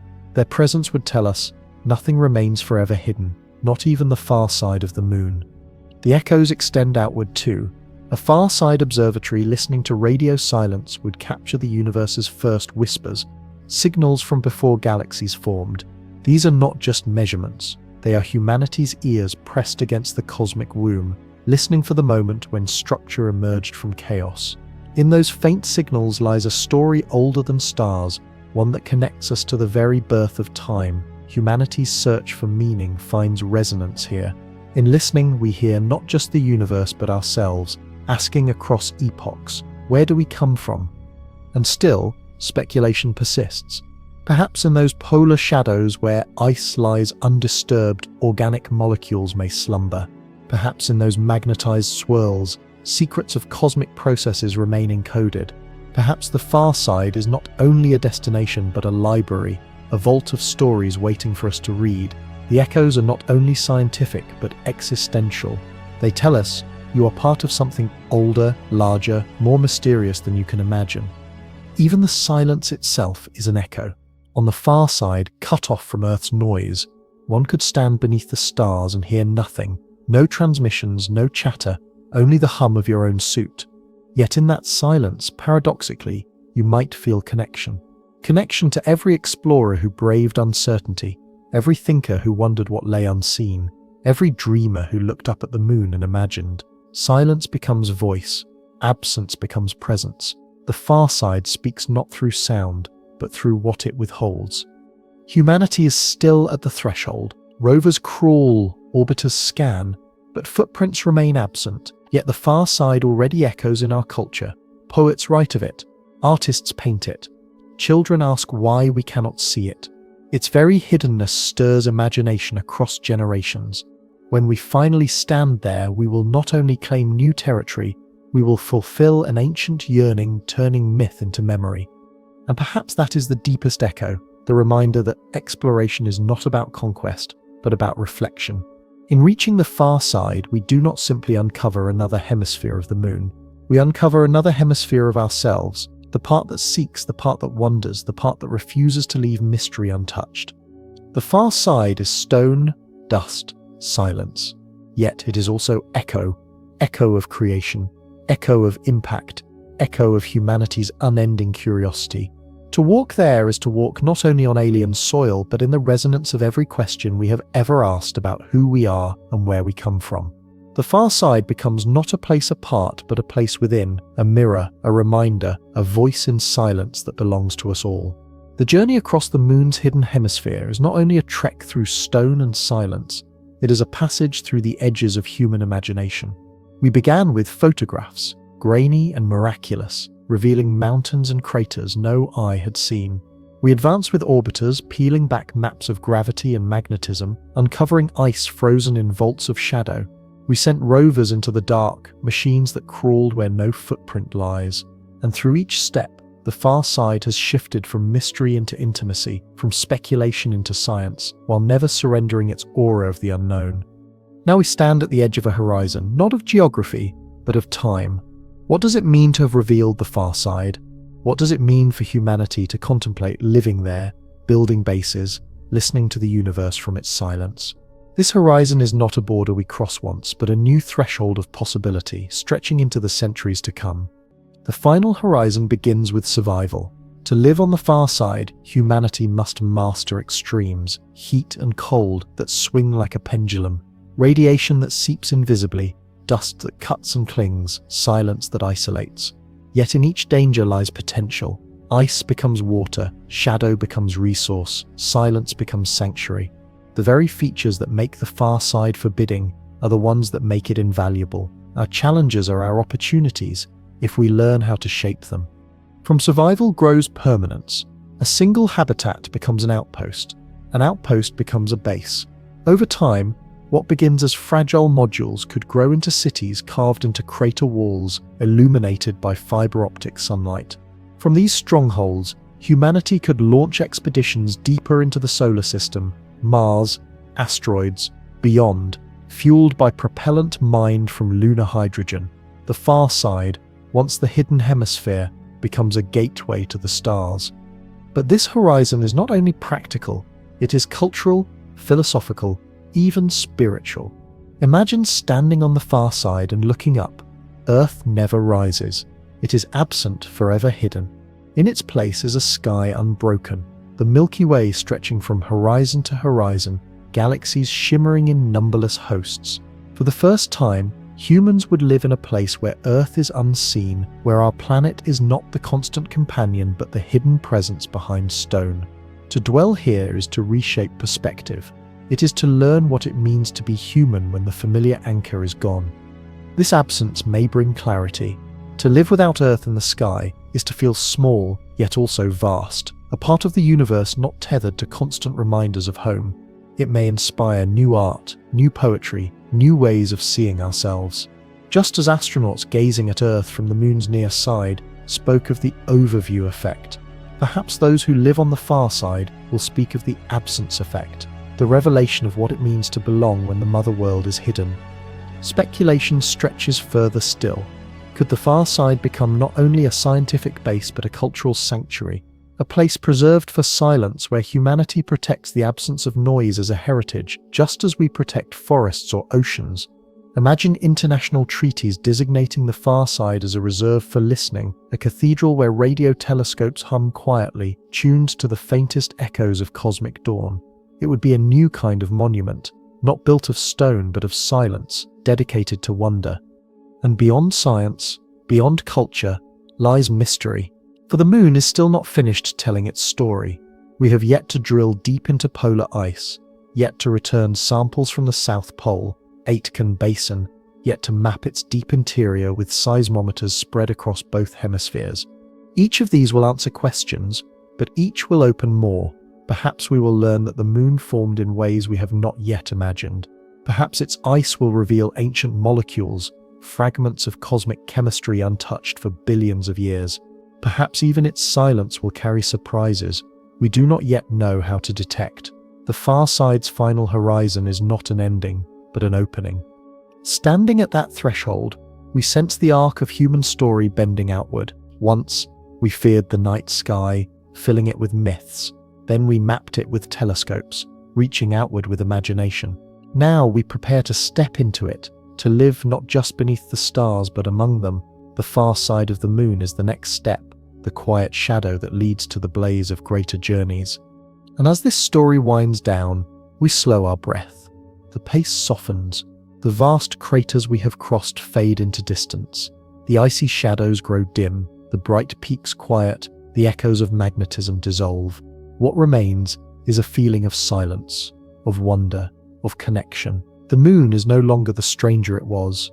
It is companion, partner, teacher. As you rest now, imagine yourself lying upon its dust. Above you, stars shimmer without trembling. Galaxies wheel in silence.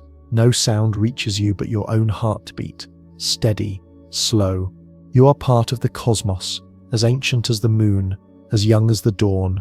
In the stillness, there is no fear, only belonging. Let go then. The moon watches, the stars sing softly, the universe breathes around you. You are safe in its silence, safe in its light, safe in its shadow. Sleep carries you gently, like tides pulled by the moon itself.